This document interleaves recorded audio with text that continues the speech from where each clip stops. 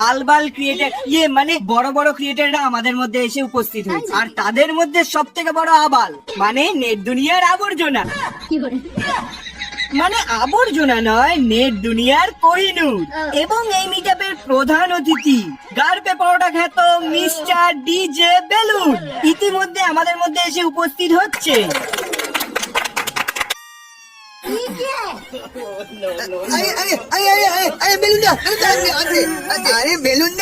কোনো অসুবিধা হয়নি তো?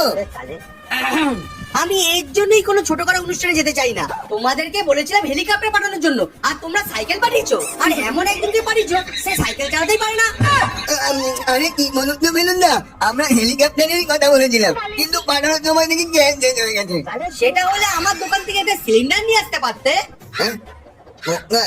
এটাও বোঝে না হেলিকপ্টার গ্যাসে চলে না, ও নাকি হেলিকপ্টারে চলবে।